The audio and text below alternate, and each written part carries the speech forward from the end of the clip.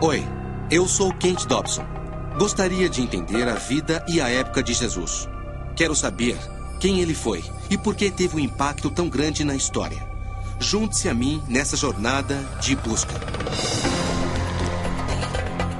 Para descobrir a diferença entre fato e ficção, consultarei os maiores arqueólogos, estudiosos e pessoas de fé do mundo.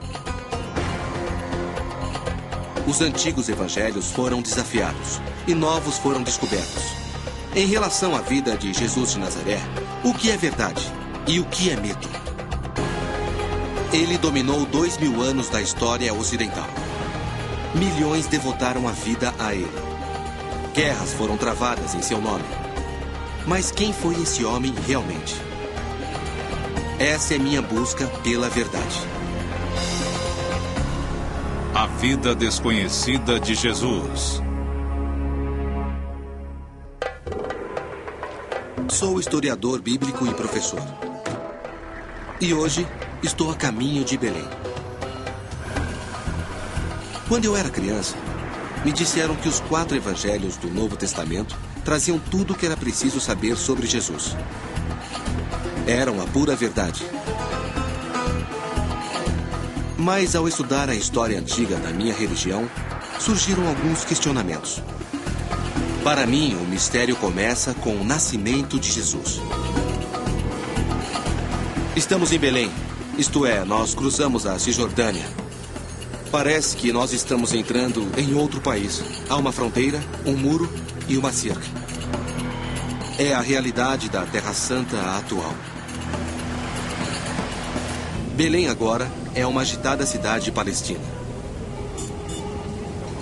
Mas há 2000 anos era uma pequena cidade, à sombra do Império Romano.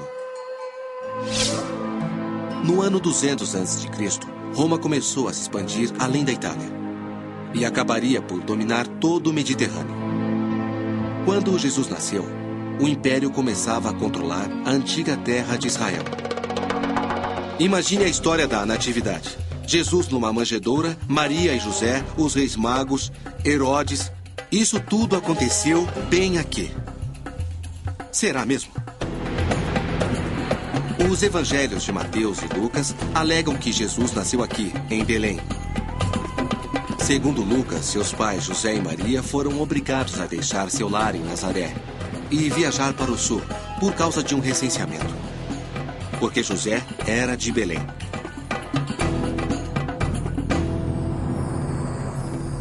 Muitos dos principais estudiosos bíblicos do mundo questionam essa parte da história. O padre dominicano Jeremy Murphy O'Connor é um deles. Por que acha que não houve o censo? Nós temos as normas do censo romano do Egito, por exemplo.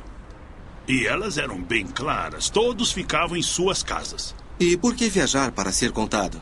Você pode ser contado onde vive e trabalha. Sem falar na parte econômica completamente impossível. E quanto à data citada? Segundo Lucas, foi feito por Quirino.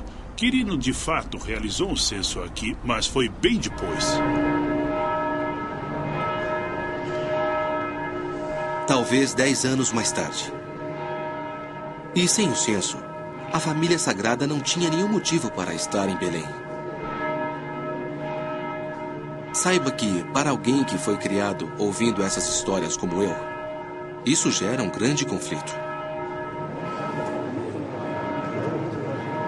A Igreja da Natividade foi construída no local exato onde, segundo a tradição, Jesus nasceu. A cena da manjedoura que vemos reproduzidas todos os anos no Natal supostamente ocorreu bem aqui. Agora, tenho minhas dúvidas. Uma das pessoas que questionou seriamente toda a história da Natividade é o famoso historiador bíblico John Dominic Crossan. O episódio da Natividade é histórico? Não. Não acho que o episódio da Natividade em Mateus ou Lucas seja histórico. Todos os detalhes são bem diferentes. Podem coincidir, mas são bem diferentes.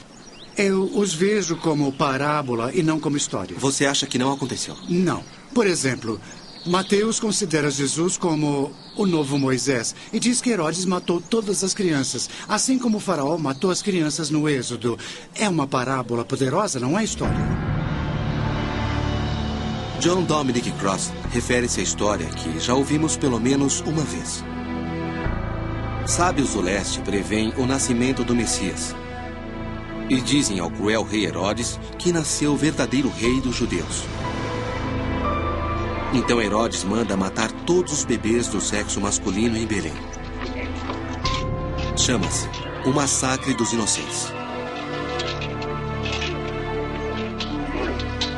John Dominic também não acha que esse relato seja histórico, mas é uma pessoa de fé.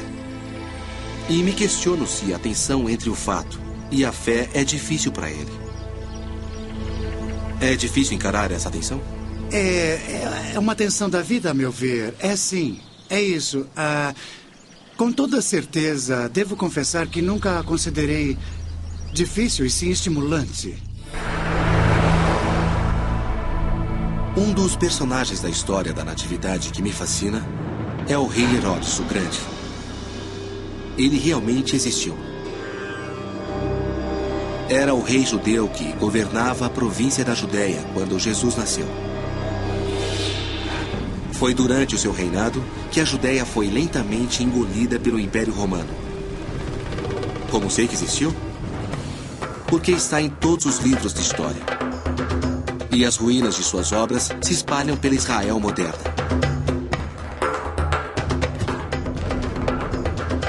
Quero conhecer os fatos que envolvem esse rei impiedoso e seu relacionamento com Jesus. O melhor local para fazer isso se chama Cesareia. Cesareia é uma cidade portuária que Herodes projetou e construiu do nada, pouco antes de Jesus nascer. Era uma verdadeira obra-prima. O maior porto do Império Romano.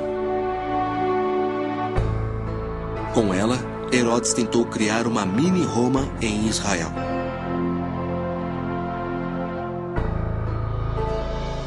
Veja estas colunas de mármore. Esta é da Turquia, esta é da Itália e esta da Grécia. E esta enorme é de Assuã, no Egito. Foram trazidas por Herodes o Grande. A alvenaria presente em Cesareia nos dá uma ideia do quanto ele foi internacional e poderoso.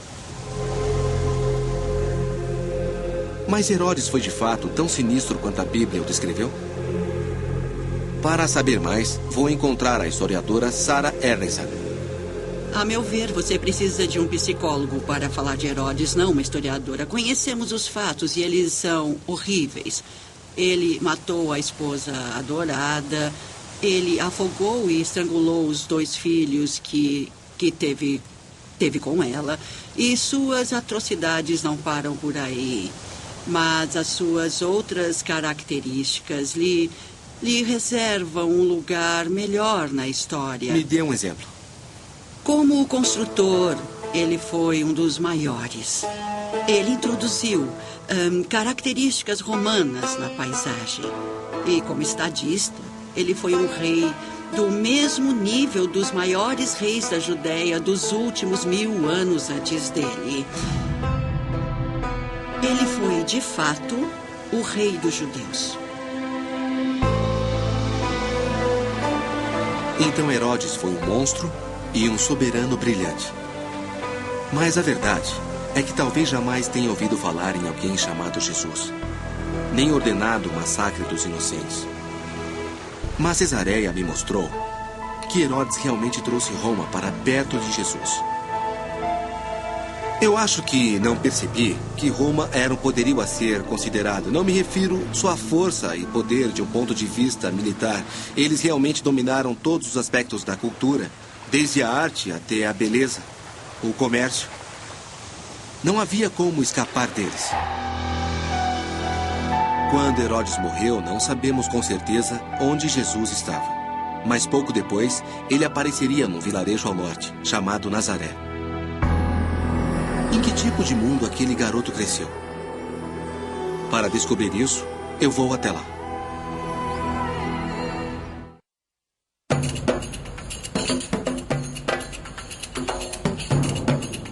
O maior mistério, quando se trata de Jesus, envolve sua infância.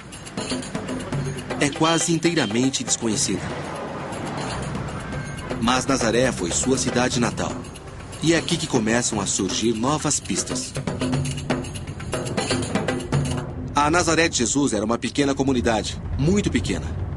Eu o considerava uma espécie de operário de classe média ou algo assim. Mas seu mundo era bem diferente. Ele era pobre. Segundo o Novo Testamento, Jesus pertencia a uma grande família de camponeses. Sua mãe Maria teve 5 filhos e várias filhas. O Evangelho de Mateus também diz que Jesus seguiu a profissão de José, seu pai, um carpinteiro. Mas por causa de uma tradução ruim de um antigo termo grego, as pessoas podem ter uma ideia errada sobre isso. Na Bíblia, Jesus é chamado de Tecta, e muita gente concluiu que significava carpinteiro. Mas o termo significa construtor, e nessa parte do mundo constrói-se com pedra. Bem no meio de Nazaré, acharam uma pedreira antiga de 2000 anos. Dá para ver os cortes na pedra, de onde extraíam o calcário que usavam nas casas. É muito fácil imaginar que Jesus esteve aqui. José e Jesus podem ter sido pedreiros, e não carpinteiros. Isso significa que fizeram a mesma coisa que eu estou fazendo agora. Talvez até no mesmo lugar. Outra pista sobre a infância de Jesus está quase a 6,5 km de Nazaré. É uma cidade judaica chamada Séforis. Estava sendo construída quando Jesus era menino. Séforis era uma grande e rica comunidade, construída para aristocratas judeus que cooperavam com Roma. Basta olhar para Séforis para ver a influência de Roma. Mas não foram os romanos que construíram esse lugar, e sim pedreiros judeus locais. Acho que Jesus pode ter trabalhado aqui, lado a lado com seu pai, José. Não como carpinteiro, mas como pedreiro. Ele pode ter ajudado a construir Séforis quando era menino, sentindo não apenas o sol ardente, mas o peso da ocupação romana. Só há um outro vestígio dos primeiros anos de Jesus. O Evangelho de Lucas menciona o dia em que Jesus, com 12 anos, se afastou de seus pais em Jerusalém. E eles tiveram de procurá-lo. E finalmente o acharam no templo, entre os sábios, escutando-os e fazendo perguntas. E segundo o Evangelho de Lucas, todos que ouviam ficavam atônitos com sua percepção e suas respostas. Jesus cresceu entre pessoas que eram muito devotas, cercado por um mundo de poderosas crenças judaicas. Uma descoberta recente abriu uma janela para esse mundo, e eu quero saber mais. Então vou para o leste com meu amigo arqueólogo, Brian Schultz. Nosso destino é uma área remota chamada Qumran, perto do Mar Morto. É um dos locais mais quentes e áridos da Terra. Em 1947, as cabras de um pastor beduíno foram parar numa caverna remota no alto dos penhascos de Qumran. Segundo consta, o homem a seguiu até lá e ficou surpreso ao ver alguns potes antigos na parte de trás da caverna, na maioria quebrados. Dentro, ele descobriu rolos de textos antigos. Eles ficaram conhecidos como os manuscritos do Mar Morto. Ali estavam documentos de 2000 anos detalhando as crenças de uma seita judaica chamada Os Essênios. E os restos da sua comunidade em Qumran também foram desenterrados. Isso está acontecendo em Jerusalém? De certa forma, a descoberta dos manuscritos do Mar Morto foi uma mini-revolução para entender o mundo de Jesus. Obviamente, era difícil viver aqui nessa região inóspita. O que os motivava? Acreditavam estar vivendo no fim dos tempos, que o fim do mundo, como eles o conheciam na época, iria chegar muito em breve. Isso significava que Israel não teria mais nenhum soberano estrangeiro no poder. Terminava o mal. Deus governava a partir de Jerusalém. Essa é uma das principais diferenças porque Jesus... Brian relata que os essênios viviam as crenças judaicas de uma forma radical. Muitos grupos sociais Eles eram diferentes. obcecados pela pureza e pelo apocalipse iminente. Essas pessoas, obviamente, se preocupavam muito com a pureza ritualística. Por que isso? Um dos textos principais é Isaías 40, versículo 3, que diz: uma voz clamando na imensidão prepara o caminho para o Senhor. Acreditavam que precisavam vir para cá e preparar o caminho para o Senhor. Isso significava ser ritualmente puro. E a Bíblia nos diz que para isso é preciso se banhar na água.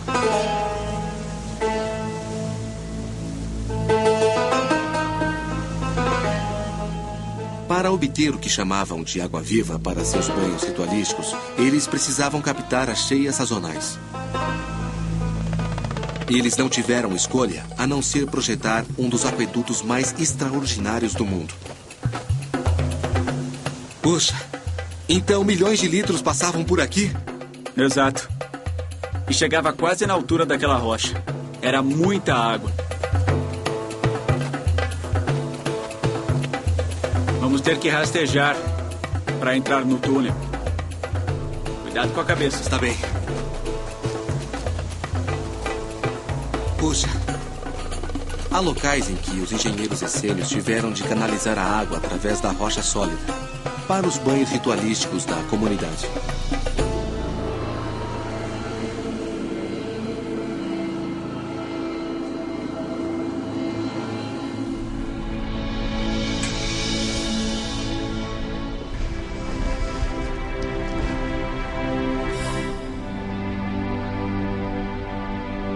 Estou no Santuário do Livro, no museu que abriga os manuscritos do Mar Morto.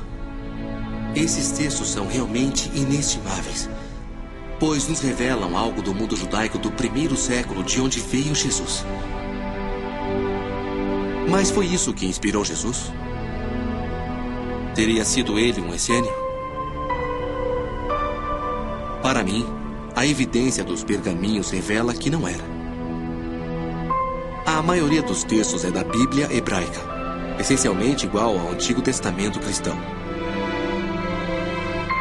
Também há registros detalhados das regras da comunidade. O que todas elas tornam claro é que os essênios eram uma seita judaica rígida e conservadora, que não permitia intrusos. Esse fato e suas obsessões apocalípticas os fazem parecer bem diferentes de Jesus. Era uma grande parte do mundo dele, mas de alguma forma não o envolvia. Ainda preciso descobrir o que transformou Jesus no que ele era. Para saber mais, estou a caminho do lugar onde ele viveu, ensinou e proferiu uma mensagem original e revolucionária.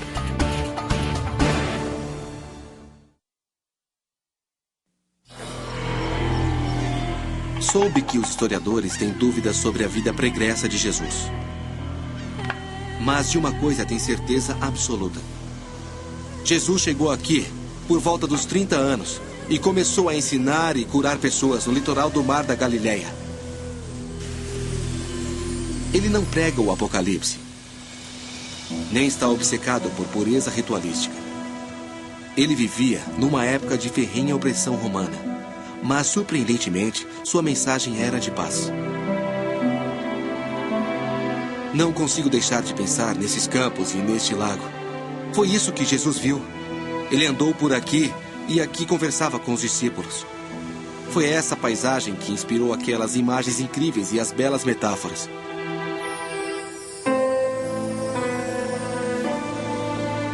Jesus deixou sua marca no mundo como curandeiro e profeta. Suas palavras sensibilizavam as pessoas à sua volta. E o mais interessante é que metade dos seus discípulos era pescador. O Evangelho segundo Mateus diz: caminhando junto ao mar da Galileia, ele viu Simão e André, seu irmão, lançando a rede ao mar. Eles eram pescadores. E Jesus lhes disse: vinde comigo e vos farei pescadores de homens.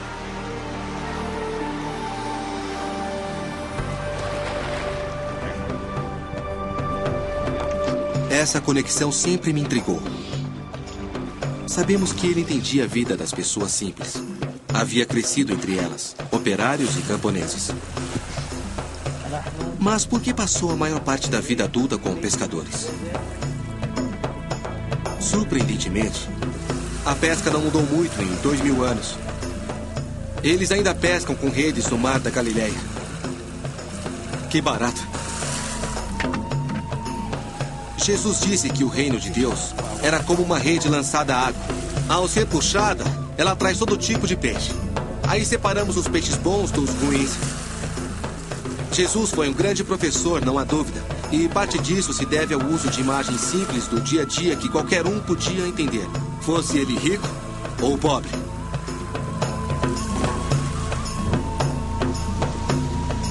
A pesquisa histórica nos deu uma compreensão maior sobre essa conexão com a pesca na história de Jesus.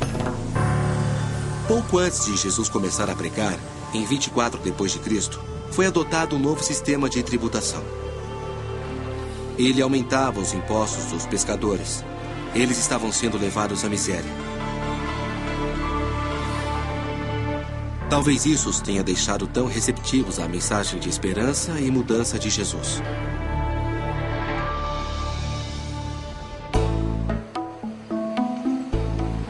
Um achado recente nos deu uma percepção ainda maior. Moshe Lufan e seu irmão Yuval são pescadores do Mar da Galileia. Em janeiro de 1986, houve uma seca e o nível do mar baixou, revelando algo que estivera oculto durante séculos. Fale-me sobre o dia em que acharam o barco. Bom, vamos lá. O meu irmão Moshe e eu nascemos aqui, perto da água. Meu pai é pescador e nós somos a segunda geração de pescadores. Quando nós éramos crianças, nós sempre brincávamos no Mar da Galileia. Um dia nós vimos um prego. Um prego? Um prego romano. Após 20 centímetros, vimos outro e mais outro.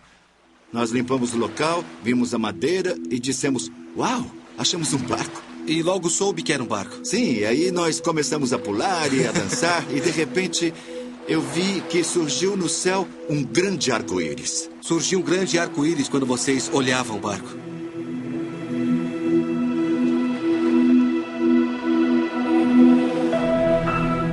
O barco especial achado por Yuval era do princípio do século I, a época de Jesus. E até a descoberta, ninguém realmente sabia como eram os barcos pesqueiros dos apóstolos. O arqueólogo marítimo Shelley Westman estava encarregado da escavação. Esse barco foi achado nos arredores de Migdal, o lar de Maria Madalena, Maria de Migdal. Quantas pessoas cabiam neste barco? Flávio Joséfo, um historiador judeu do século I d.C., fala sobre esses barcos e várias vezes mencionou que acomodava 15 pessoas. Lembre-se que as pessoas eram menores naquela época. A altura média de um homem judeu girava em torno de 1,60 m.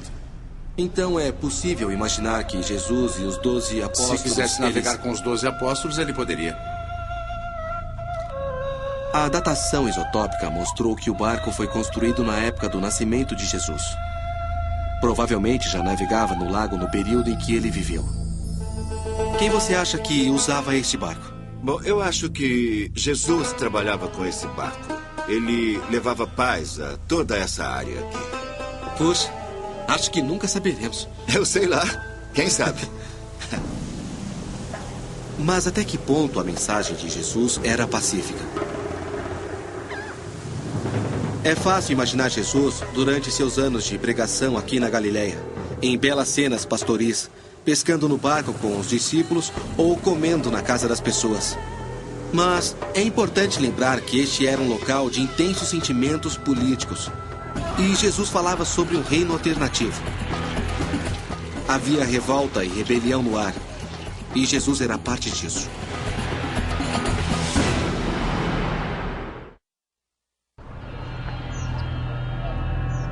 Jerusalém.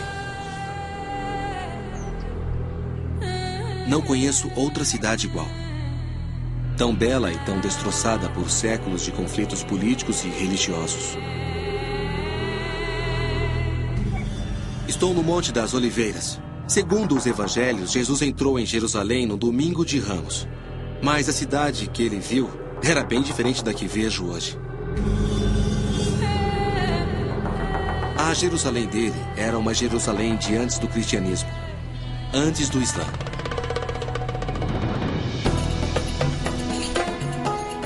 Era imponente para os padrões da época e abrigava cerca de 100 mil pessoas. No centro da cidade estava o coração simbólico de todo o judaísmo, o grande templo, o mais sagrado de todos. Os romanos saquearam Jerusalém e destruíram o templo no ano 70 d.C., apenas 40 anos após a morte de Jesus. Atualmente, tudo que resta é a muralha externa, que costuma ser chamada de Muro Ocidental ou das Lamentações. Os fiéis vêm aqui para lembrar e rezar. É um dos locais mais sagrados da Terra.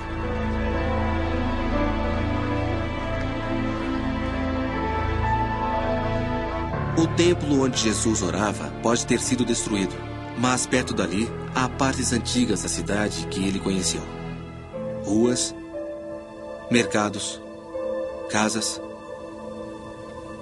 Jerusalém é o destino final de Jesus. É onde ele decide assumir uma atitude única e irreversível.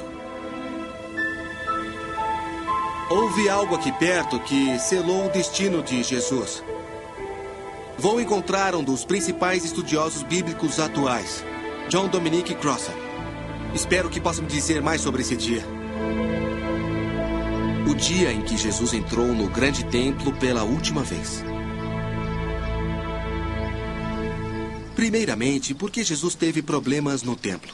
Bom, ele foi lá arrumar confusão, protestou contra o alto clero, que colaborava com o poder romano. Foi intencional. Então. Exatamente.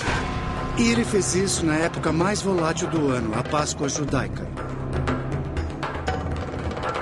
O Novo Testamento diz: ao chegar em Jerusalém, Jesus entrou na área do templo e começou a expulsar os que compravam e vendiam ali. Ele virou as mesas dos cambistas e as bancas dos que vendiam pombos.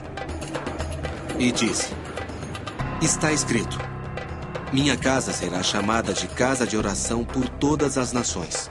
Mas vocês a transformaram num covil de ladrões. Jesus entrou no templo e virou as mesas. Por que ele fez isso? O templo é a casa de Deus, mas na ocasião era dirigido pelas autoridades do alto clero que, gostando ou não, tinham de colaborar com a autoridade imperial romana. Roma era o império dominante na época de Jesus. Jesus segue à risca a tradição judaica e anuncia que Deus não queria ver o mundo governado daquele jeito. Isso era subversão. Acha que a mensagem de Jesus era subversiva ao máximo em termos de império? Era radicalmente subversiva e seguia a longa tradição da Torá judaica, dos profetas judeus, que desde a época dos egípcios no Êxodo insistiam que Deus era contra o império porque era injusto. Nunca entendi de fato as poderosas afirmações políticas que Jesus fazia. No cristianismo que conheço, seu contexto político havia desaparecido. A maioria das pessoas gosta de imaginar Jesus numa túnica branca com uma faixa azul e cabelos longos. Eu cresci com essas imagens, mas ao ver Jesus como um revolucionário, alguém que luta pelos pobres, é algo profundamente desafiador. Desafia a minha própria compreensão de quem ele é e quem ele foi. Ele devia saber os riscos que corria, pois viu o que aconteceu a muitos outros líderes judeus antes dele.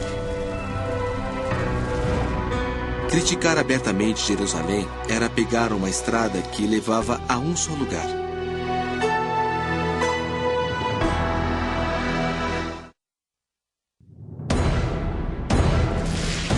Alguns dias após Jesus repreender o alto clero no templo, eles pediram o seu julgamento a Roma. Ele foi preso, entregue aos romanos e condenado à morte. Seja você crente ou não, deve concordar que que a crucificação de Jesus moldou a história. Estou a caminho da Igreja do Santo Sepulcro, onde muita gente acha que ele morreu.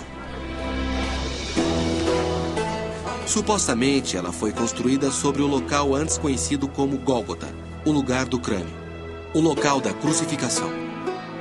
Hoje é uma igreja. E foi lá que marquei de encontrar John Dominic Cross pela última vez. Oi, Dominic. Como vai? Como vai, Kent? É um prazer vê-lo. Vamos dar uma olhada na igreja? Vamos, é claro.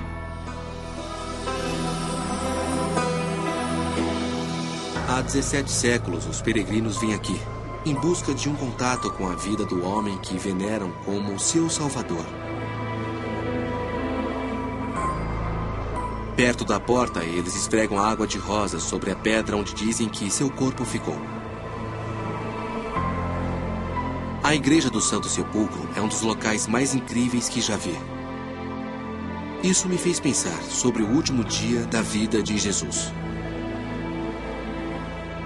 Por que os romanos escolheram a crucificação? A crucificação para os romanos equivalia à exibição de um cartaz. Funcionava como um alerta público, terrorismo estatal. Vejam isso, não façam o que ele fez. Podiam matá-lo de qualquer forma, mas tornaram público. Sim, isso é muito importante. Podiam tê-lo estrangulado no quartel, mas queriam uma demonstração pública. Os romanos lidaram com Jesus como lidavam com todos os agitadores contrários às leis imperiais. A questão que me fascina é: por que a história não terminou aí? Porque os seus discípulos se ligaram apaixonadamente à sua memória. Vamos considerar as semanas e os meses após a morte de Jesus. Como essa comunidade sobreviveu? A questão é que Jesus dissera a eles, antes de morrer, que nada dependia dele, que o reino de Deus não era um monopólio. Porque eles faziam parte dele. Exatamente. Já haviam sido investidos desse poder. E então, de forma lenta, mas contínua, durante algumas décadas de tradição oral, eles começaram a escrever.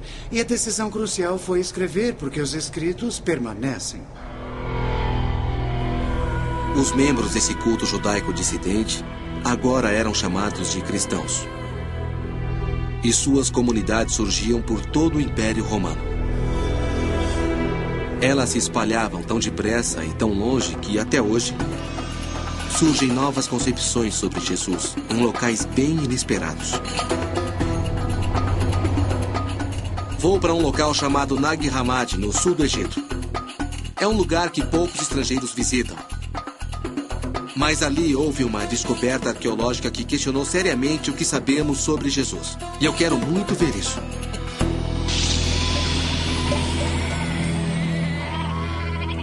Estou com uma das autoridades mundiais sobre a descoberta. O que acha? O Dr. Marvin Meyer. Ele me disse que, em 1945, 2 irmãos cavavam atrás de fertilizante na face do penhasco quando acharam algo bem incomum. Era um pote enorme, enterrado na areia. Devia estar em algum lugar por aqui. Dentro acharam algo incrível. Evangelhos perdidos sobre a vida de Jesus. Alguns tão velhos quanto os que havia no Novo Testamento. Atualmente são conhecidos como os Evangelhos Gnósticos. Eles haviam sido copiados e enterrados séculos antes, pelos monges de um mosteiro próximo chamado São Pacômio. Esses monges receberam ordens para destruir os evangelhos gnósticos por serem hereges. Mas, em vez disso, os esconderam.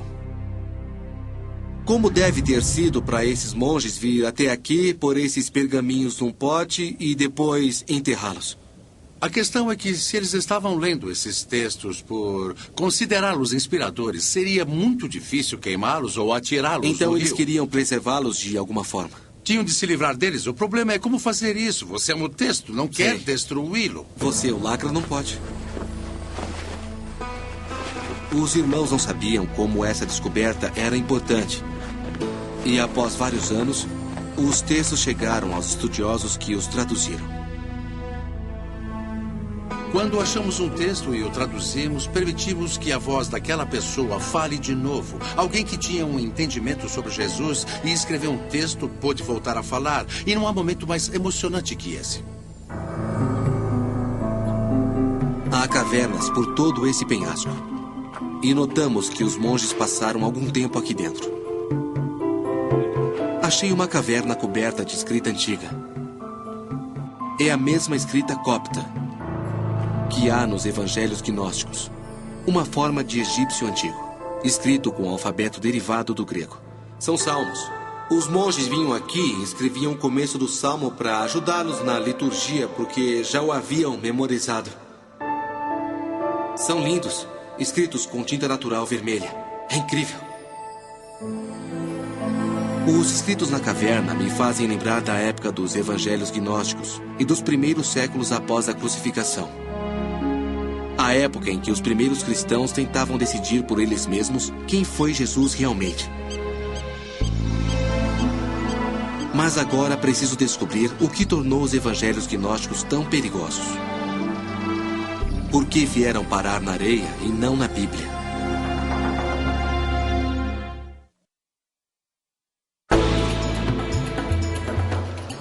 Essa é a etapa final da minha jornada. No Museu Cóptico do Cairo, numa área restrita, estão os verdadeiros evangelhos gnósticos. Vim descobrir o que há neles para que fossem enterrados. O arqueólogo Marvin Meyer passou anos traduzindo os textos. Oi, Marvin. Oi, Cat, como vai? Vou bem. Que prazer revê-lo. Igualmente. Bem-vindo ao Museu Cóptico. Obrigado. Aqui estão eles. Eis os textos de Nag Hammadi. São lindos. São lindos mesmo. O papiro está bem preservado e a tinta é nítida. É maravilhoso ver a coisa real. Eu estou interessado em saber o que os tornou tão perigosos, por que acabaram na areia. Bem, estes textos representam um tipo diferente de cristianismo, um tipo diferente de religiosidade em comparação ao que era aceito pela maioria dos padres e dos líderes religiosos. Na sua maior parte são textos de gnose, isto é, são textos sobre conhecimento que enfatizam o conhecimento em oposição à fé. O Novo Testamento tem 4 evangelhos. Aqui há mais de uma dúzia. O texto mais controverso deles é o Evangelho de Tomé. Por quê? Porque desafia a crença máxima do cristianismo. Parece duvidar da divindade de Jesus. Ele diz: o reino está dentro de vocês. Quando se conhecerem melhor, verão que vocês são os filhos do Pai vivo. A ideia geral sobre Jesus encontrada no Evangelho de Tomé é que Jesus é um mestre da sabedoria, um sábio judeu, se preferir. Ele não faz nenhum milagre físico, não prevê o fim do mundo. Ao contrário, discorda dessa abordagem. Não morre pelos pecados de ninguém. Mas ele morre na cruz, não é isso? Não há nenhuma referência à sua morte. Nesse evangelho, no Evangelho de Tomé. E não ressuscitou dentre os mortos no terceiro dia. Quer dizer que talvez por isso fosse chamado de Tomé, o incrédulo. Seu evangelho não insistia que Jesus era o único filho de Deus. Agora que esses documentos estão expostos, não podem ser ignorados. Mas e quanto ao seu impacto? O que eles acarretam à fé? Há mais um lugar que quero ver. No interior do deserto oriental do Egito, há uma ordem de monges cristãos que praticam um estilo de vida monástico desde o século IV. É o mosteiro de Santo Antônio. O mosteiro foi criado pelo próprio fundador do monasticismo cristão, em 356 d.C., por volta da mesma época em que os evangelhos gnósticos foram declarados hereges. Os monges jejuaram, rezaram e viveram aqui desde então. Espero que esse lugar remoto possa me ensinar como os fiéis da época e de hoje interpretam os evangelhos gnósticos. Padre Maximus. Kate Dobson. Muito prazer. Igualmente. É um belo lugar. Obrigado. Seja bem-vindo. Obrigado. O Padre Maximus é monge aqui há mais de 30 anos. Fico fascinado com seu estilo de vida. Pouco difere do modo como os monges do deserto egípcio viviam há mais de 1000 anos. Sente-se mais perto de Deus no deserto? Com toda certeza. Mas é uma vida dura, não é? É dura, mas é uma vida bonita, prazerosa. Vivendo como monge aqui, você sente a vida. Da mesma forma que os primeiros padres traduziram viver a vida, segundo a Bíblia. Uhum. Eu tiro os sapatos? Sim, eles ficam aqui. Uhum. O padre Maximus me leva até a capela do mosteiro, uma das mais antigas do mundo. Puxa. É incrível. Todas essas pinturas. Esta é a igreja de Santo Antônio, construída no século IV. No século IV. A construção, a estrutura dessa... A capela é coberta de antigos afrescos cópticos. Alguns deles foram pintados ao mesmo tempo em que os monges de Nag Hammadi copiavam os evangelhos gnósticos. Preciso saber como esses novos evangelhos afetam um homem de fé ortodoxa como Maximus. Acha que esses manuscritos nos dizem algo sobre Jesus? Sim, disseram algumas coisas sobre Jesus, mas de uma forma errada. Como sabe, eles dizem que Jesus Cristo não foi crucificado. É incrível porque eles extraíram alguns símbolos da Bíblia e acabaram por misturar com a mitologia pagã. Bem, eles bem que tentaram combinar os dois, certo, mas não é verdade. Ou seja, podemos dizer que não são cristãos. Nós excomungamos todo e qualquer movimento gnóstico da igreja e dissemos também que não é um movimento cristão, é algo completamente diferente. Mas não há nada sobre João Batista? O padre Maximus não tem dúvidas. Os evangelhos gnósticos são uma heresia e o cristianismo está bem melhor sem eles. Para mim, não é tão fácil assim descartá-los. Os evangelhos gnósticos parecem mais importantes que isso. Eles nos lembram que, desde o início, havia tipos diferentes de cristianismo e versões diferentes de Jesus.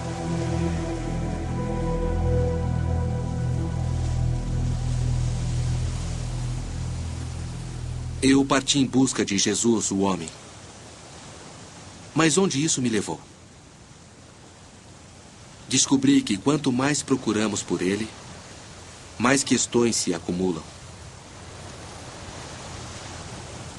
Sinto que tenho muito em comum com Tomé, que acabou sendo chamado de o incrédulo. Ele duvidou da ressurreição de Jesus. Eu também tenho questões e dúvidas sobre a Bíblia e a história de Jesus. Mas ele foi um discípulo e continuou discípulo. Eu acho que uma pessoa honesta realmente deve questionar as informações. Acredito que nem mesmo Jesus iria querer que alguém como eu parasse de fazer perguntas.